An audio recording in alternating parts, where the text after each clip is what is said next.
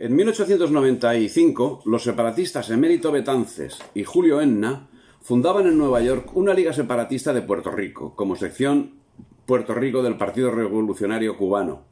Y el 23 de julio de 1896, desde Nueva York, Julio Enna dirigió a los puertorriqueños una carta encaminada a despertar en ellos el espíritu separatista, señalando que se encontraba habituado a las libres instituciones de la Gran República de los Estados Unidos.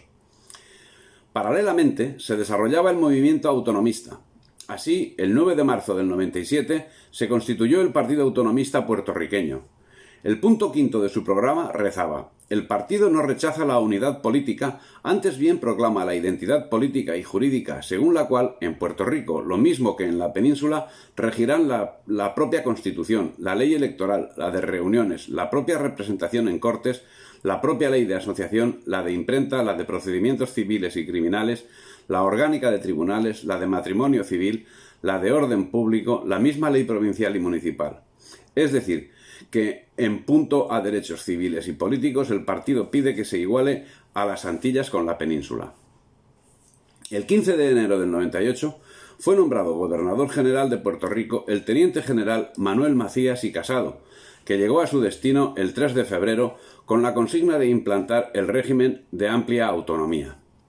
Sus actuaciones durante los 4 meses aproximados que duró el conflicto fueron muy discutidas y censuradas. Delegó todas sus funciones militares en el jefe de Estado Mayor, coronel Juan Camó, y no tomó ninguna medida para corregir las deficiencias defensivas que padecía la isla desde hacía al menos un siglo. Se decía del general Macías que voluntariamente era prisionero de su jefe de Estado Mayor, y de este nada bueno puede relatarse. No permitió, entre otras cosas, que el general Ricardo Ortega saliese a campaña, como solicitara repetidas veces, al frente de una división de tropas regulares de las 3 armas para ofrecer batalla al enemigo en campo abierto. Debido a todo ello, la creencia en una traición por parte del gobierno era generalizada, aunque no expuesta abiertamente, siendo que era bastante generalizada la creencia de que el general Macías había recibido concretas instrucciones emanadas de Madrid que le forzaron a mantener una actitud cuando menos extraña y pasiva. Pero el gobierno sabía nadar y guardar la ropa, disimular y dejar que la iniciativa, de lo que todos entendían una venta, fuese llevada por los compradores. En ese sentido, la actitud pública del gobierno era coherente con lo que una nación libre debe hacer. Así, y hasta el momento de la invasión, cada comunicado de Madrid era una arenga de guerra. Pero después del 25 de julio, tanto los ministros de Guerra y Ultramar como el ministro Sagasta bajaron el tono, aconsejando economizar la vida de los soldados, pero dejando en todo caso a salvo el honor de las armas. En ese sentido se expresaba el ministro de la Guerra, Miguel Correa y García, que sentenciaba: si hemos de retirarnos de la isla, y eso sucederá, dejemos recuerdos honrosos de valor y nobleza que no empañen los timbres de Juan Ponce de León, de Pizarro y de Cortés. Podremos ser vencidos por el número o por la penuria de recursos, pero jamás por desidia o cobardía. Pero esas eran palabras que, de haber sido ciertas, hubiesen llevado otro tipo de actuaciones que habían sido eludidas desde hacía un siglo. No fueron responsables solo los políticos del 98, sino todos los anteriores. Y ninguno de ellos puede remitirse a la desinformación de la realidad exacta. Solo la traición reiterada puede ser origen de tal situación. Y muestra de esta traición es que toda la isla de Puerto Rico estuvo desartillada desde hacía un siglo. El motivo aducido era que desde 1797, año en que se produjo la invasión inglesa, no se había producido en la isla ni un solo cañonazo de guerra. Tampoco fueron reforzadas las guarniciones, que en esos momentos contaban con las siguientes unidades: de infantería, 5.000 unidades, de artillería, 700, otras armas y cuerpos, 2.300, lo que hacía un total de 8.000. 2 cruceros, 2 cañoneros y un destructor y un buque auxiliar componían la defensa marítima. Desde el último día del mes de abril del año 1797, la plaza de San Juan no había disparado un solo tiro de guerra. 101 años de paz. Por su parte, los separatistas no eran tan pasivos y aprovechaban la menor circunstancia para hacerse oír. Y el autoatentado del Maine no fue una circunstancia menor. Así, Coincidiendo con la farsa del Maine, cuando el gobierno usense estaba volcando todo el espíritu del liberalismo, mintiendo a conciencia con el ánimo de soliviantar el espíritu paupérrimo de una población ilusa, Julio Enna, puertorriqueño, masón y agitador separatista que residía en Nueva York, viajó a Washington con el objetivo de organizar, de acuerdo con las autoridades usenses, la invasión de Puerto Rico. Enna había ofrecido desde marzo del 98 sus servicios personales y los de 50 puertorriqueños para la invasión de la isla. También pasó un informe sobre las fuerzas españolas en Puerto Rico, su armamento, parques, caminos, puentes y ferrocarriles, añadiendo que, caso de una invasión, si a ella cooperaba él y sus amigos, el país en masa iría alzándose contra el gobierno de España a la vanguardia de las fuerzas usenses. En este orden, el 14 de marzo del 98 escribió a Theodore Roosevelt: Honorable Theodore Roosevelt, subsecretario de Marina, Washington. Muy señor mío, tenido el gusto de incluir una breve descripción de Puerto Rico que he escrito a la carrera y que espero resultará de interés para las fuerzas invasoras de mar y tierra en el caso de que se rompan las hostilidades entre este país y España. También quiero reiterar la oferta que le hice personalmente de mis servicios y los de 50 de mis compatriotas para la invasión. Nuestro conocimiento de la topografía de la isla, la que ocupamos, y el deseo de romper para siempre con el bárbaro yugo de la despótica España que nos inspira y alenta para la lucha, pronto serán demostrados si somos aceptados entre las filas del Ejército o Marina de los Estados Unidos. A nuestra llegada a Puerto Rico tenemos motivos para esperar que toda la población nativa se acogerá bajo los pliegues de la gloriosa bandera de la República Americana, evitando de este modo innecesaria efusión de sangre y prolongación de la lucha. Como le dije a usted en mi última entrevista, estoy listo en cualquier momento a obedecer sus órdenes y trasladarme a Washington a recibir instrucciones y mis credenciales de comisionado. Hago la misma oferta al secretario de la Guerra, si usted tiene a bien transmitirla por el conducto apropiado y si lo considera necesario. Con sentimientos de la más alta consideración, quedo respetuosamente suyo, Enna. Pero ese espíritu más parecía estar en la mente de Enna que en la realidad.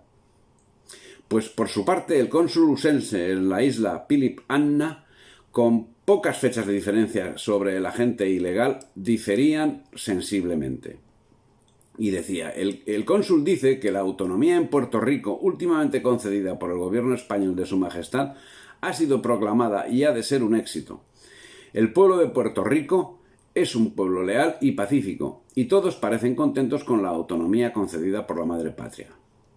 Eso salió en el Washington Daily Post en 1898. Y es que, a pesar de la voluntad de Enna, muy pocos puertorriqueños eran partidarios de la anexión a los Estados Unidos. Los Lugo, Viña, Fajardo, Palmer, Francisco Ami, Besosa y algunas docenas más de médicos o ingenieros que habían cursado sus estudios en universidades usenses eran realmente admiradores de la República usense. Salvo un puñado de personas amigas de la Gresca, nadie en Puerto Rico anhelaba una invasión extranjera. Pero las autoridades nacionales no actuaban conforme a lo que podía esperarse de ellas, aun contando con el beneplácito manifiesto de la población. Tal vez por ello, William Freeman Halstead, espía británico en Puerto Rico, fue detenido y fue puesto en libertad. Finalmente, el 21 de abril del 98, se rompían las hostilidades entre España y Estados Unidos, cuando ya había empezado a regir en Puerto Rico una carta constitucional autonómica. Pero no era solo la autonomía lo que el gobierno español conocía de Puerto Rico, sino las manifiestas intenciones de los Estados Unidos. Si no era suficiente la información acumulada durante las décadas anteriores, que dejaban meridianamente clara la intención usense de ocupar la isla. También conocía, merced al servicio secreto que estaba actuando desde Washington y otras ciudades, el plan de invasión. Y esa información estaba en poder del mismo gobernador, general Manuel Macías. Pero a pesar de toda la información acumulada, del conocimiento exacto de las fuerzas en la isla, nada hizo el gobierno salvo guardar las apariencias. Con esa situación, el 25 de julio desembarcaron las tropas invasoras en Guánica. Los días 25 y 26 se produjo un combate entre las brigadas Garretson, perteneciente a la expedición del general Nelson Miles, y las fuerzas españolas, que fueron derrotadas.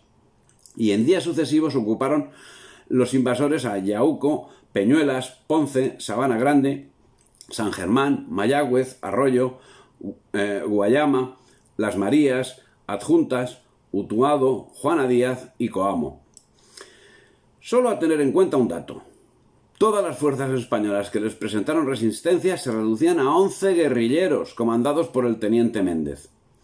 Los traidores corrieron a rendir pleitesía a los invasores. El primer día de la invasión, 5 ciudadanos españoles se pasaron al enemigo, que les compensó con cargos y prebendas en la nueva administración. Sus nombres, para que su gloria pase a la posteridad, son Vicente Ferrer, cabo de mar, nacido en Valencia; Agustín Barrenechea, alcalde de Poblado, vizcaíno; Juan María Morciglio, práctico del puerto y en aquel momento capitán del mismo; Robustiano Rivera, torrero; y Simón Megil, tonelero. Otros separatistas puertorriqueños, ligados a la masonería, jaleaban la invasión, unos desde los Estados Unidos, otros desde el mismo Puerto Rico. Julio Enna, Roberto Todd Wells, Mateo Fajardo, Antonio Matei Lluveras, Eduardo Lugo Viña, Ricardo Nadal, Matos Bernier, Celedonio Carbonell, Rodulfo y Rafael del Valle, y otros que alcanzarían puestos de importancia en el gobierno colonial tras haberse desplazado a Puerto Rico con las tropas invasoras. No quedaron marginados los miembros del gobierno insular ejercientes al estallar el conflicto. Juan Hernández López, José Severo Quiñones, Manuel Rossi, Luis Muñoz Rivera, Francisco Mariano Quiñones y Manuel Fernández Juncos, que acabarían detentando puestos de importancia en la administración usense, llegando incluso Manuel Fernández Juncos a redactar un himno laudatorio para los Estados Unidos. Pero más llamativo que la acción de los traidores declarados es la actuación de las autoridades, que no carecían de información y sin embargo no tenían ningún destacamento en el lugar. La información de los planes usenses, como queda manifestado, la tenían confirmada y los puntos por donde podían llevarlos a cabo descubiertos por expertos militares, hasta el punto que el mes de mayo, en inspección llevada a cabo en Guánica, el capitán de Estado Mayor Emilio Barrera señaló que si el ejército usense llevaba a cabo una invasión sería justamente por ese punto. Pero a lo que parece, solo Emilio Barrera parecía estar preocupado por la situación. Exponía las necesidades y las posibilidades, pero de nada sirvieron sus indicaciones. Barrera propuso utilizar trenes blindados, en los que se montarían cañones de tiro rápido sacados de los buques surtos en la bahía. Nadie atendió esa petición.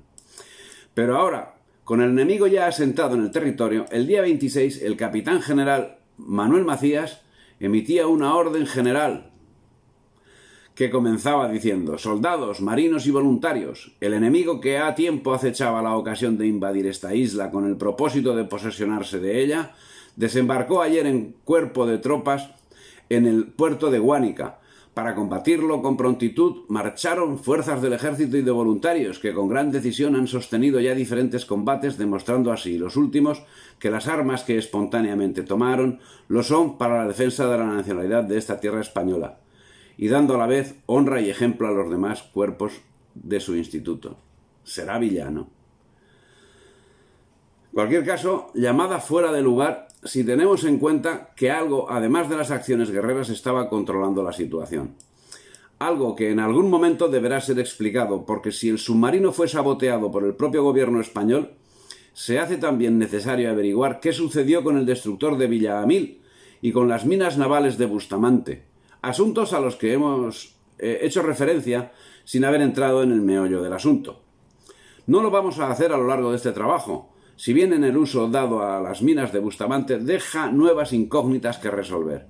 ¿Por qué no se hizo uso de las minas cuando su ubicación hubiese significado una magnífica defensa de Cuba, Puerto Rico y Filipinas, y para llevar a cabo esa labor eran suficientes las embarcaciones que se encontraban en servicio?